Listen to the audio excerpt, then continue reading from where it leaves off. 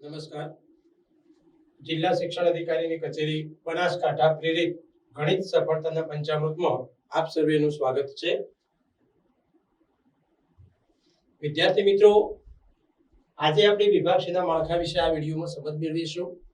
વિભાગ C માં કેવા પ્રકારના પ્રશ્નો પૂછાય છે, કયા પ્રકરણમાંથી પ્રશ્નો પૂછાય છે, કેટલા પ્રશ્નો પૂછાય છે, એની માહિતી આપણે આ વિડીયોમાં મેળવીશું. તો પ્રશ્ન ક્રમાંક 38 થી 47 સુધીના કુલ 9 પ્રશ્નો વિભાગ C માં પૂછાય છે. આ 9 પ્રશ્નોમાંથી આપણે કોઈ પણ 6 પ્રશ્નોના જવાબ આપવાના રહેશે. દરેક પ્રશ્નના 3 ગુણ છે. આ વિભાગ આશરે 45 મિનિટની સમય મર્યાદામાં આપણે પૂરો કરવો જોઈએ, જેથી કરીને જે પ્રશ્ન પત્રનું જે ટાઈમ લિમિટ છે એ આપણે નિર્ધારિત સમયમાં પૂર્ણ કરી શકીએ. પ્રશ્નપત્રમાં કોઈ આકૃતિ, ચિત્ર, આલેખ આધારિત પ્રશ્નો પૂછાયા હોય ત્યાં દ્રષ્ટિહીન વિદ્યાર્થીઓ માટે એ પ્રશ્નની અથવામાં અન્ય પ્રશ્નો પૂછવામાં આવે છે. જે પ્રશ્ન માત્ર દ્રષ્ટિહીન વિદ્યાર્થીઓ માટે જ છે, આવા પ્રશ્નો બીજા વિદ્યાર્થીએ લખવાના રહેશે નહીં.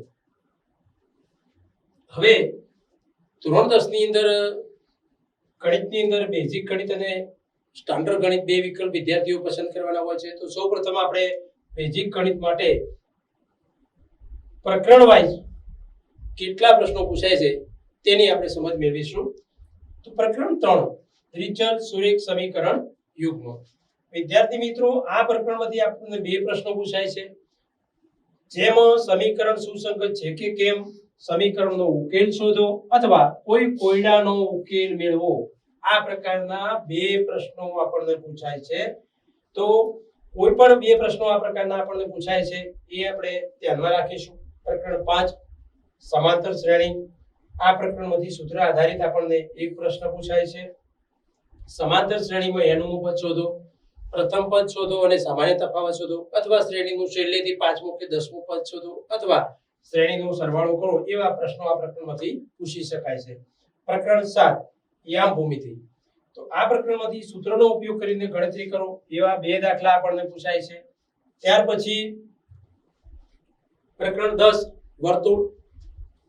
આ પ્રકરણમાંથી પણ આપણને બે પ્રશ્નો પૂછાય છે, જેમાં મિત્રો એક પ્રશ્ન આપણને પ્રમેય હોય એ ટાઈપનો પૂછાય છે અને બીજો એક પ્રશ્ન સાબિતી આપવાનો કે અન્ય પ્રકારનો પ્રશ્ન પૂછાય છે. હવે પ્રકરણ 13 ની વાત કરીએ, આંકડાશાસ્ત્ર. તો આંકડાશાસ્ત્રમાંથી પણ એક પ્રશ્ન પૂછાય છે, જેમાં કોષ્ટક પૂર્ણ કરીને માહિતીનો મધ્યસ્થ, મધ્યક અથવા બહુલક શોધો. એ પ્રકારનો એક પ્રશ્ન આપણને પૂછાય છે. પ્રકરણ 14 સંભાવના. આ પ્રકરણમાંથી એક પ્રશ્ન પૂછાય છે. સંભાવના એ દરેક વિદ્યાર્થીઓ માટે સરળ પ્રકરણ છે. વિદ્યાર્થી મિત્રો, વિભાગ C માં મોટે ભાગે દાખલાઓની ગણતરી કરવા માટે ચોક્કસ સૂત્ર અથવા નિયમનો ઉપયોગ કરવો પડે છે. એટલે આ પ્રકરણમાંથી દરેક સૂત્રને સમજીને આપણે સારી રીતે તૈયાર કરવા જોઈએ. હવે ગણિતનો જે બીજો વિકલ્પ છે સ્ટાન્ડર્ડ ગણિત. સ્ટાન્ડર્ડ ગણિતની અંદર કયા પ્રકરણમાંથી કેટલા પ્રશ્નો પૂછાય છે એ પણ આપણે સાથે સાથે જોઈ લઈએ. તો પ્રકરણ 2 બહુપદીઓ. આ પ્રકરણમાંથી બે પ્રશ્નો પૂછાય છે. પ્રકરણ 5 સમાંતર શ્રેણી. આ પ્રકરણમાંથી પણ બે પ્રશ્નો પૂછાય છે. પ્રકરણ 7 યામ ભૂમિતિ. આ પ્રકરણમાંથી આપણને એક પ્રશ્ન પૂછાય છે. પ્રકરણ 10 વર્તુળમાંથી બે પ્રશ્નો પૂછાય છે અને પ્રકરણ 11 માંથી કોઈ એક પ્રશ્ન આપણને પૂછાય છે.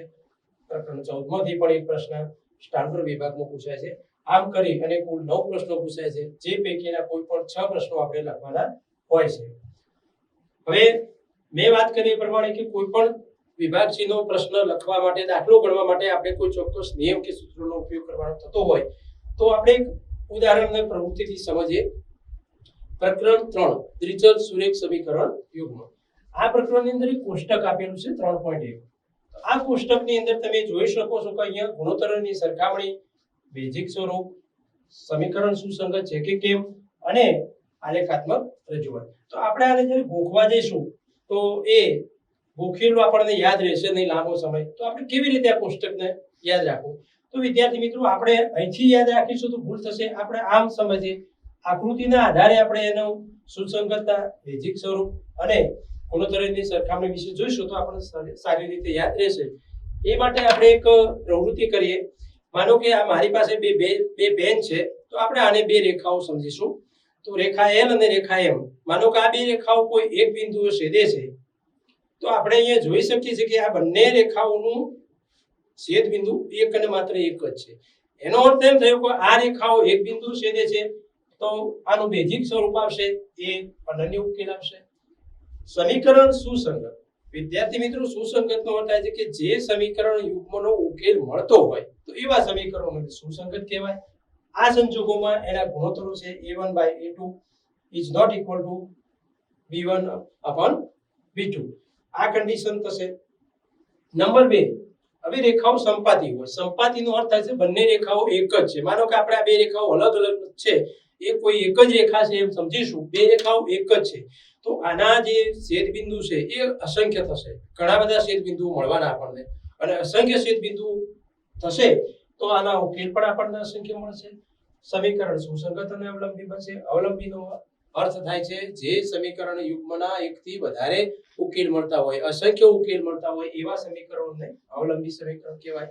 અને આવા સંજોગોમાં ગુણોત્તરની વાત કરીએ તો a1/a2 is equal to b1/b2 is equal to c1/c2. ત્રણેય જે ગુણોત્તરો છે એ સમાન મળશે. ત્રીજા વિકલ્પ માટે આપણે આ રીતે જોઈશું કે બંને રેખાઓ સમાંતર છે, કોઈ જગ્યાએ છેદતી જ નથી, તો કોઈ બિંદુ સામાન્ય મળવાનું જ નથી અને કોઈ બિંદુ સામાન્ય આપણને નથી મળવાનું, તો એવા સંજોગોમાં સમીકરણનો ઉકેલ પણ આપણને મળવાનો નથી અને આ સમીકરણ છે એ સુસંગત નથી. અને ગુણોત્તરની વાત કરીએ તો a1/a2 is equal to b1/b2 is not equal to c1/c2. તો આપણે આને બરાબર સમજીને તૈયાર કરીશું તો હું માનું છું કે આપણે આમાંથી જે પ્રશ્નો પૂછાય છે એ પ્રશ્નોના જવાબો આપણે સારી રીતે લખી શકીશું. આભાર મિત્રો. આ વિડીયોમાં બસ આટલું જ. આપણે હવે વિભાગ C ના કન્ટેન્ટના વિડીયો નેક્સ્ટ વિડીયો મળીશું. Thank you.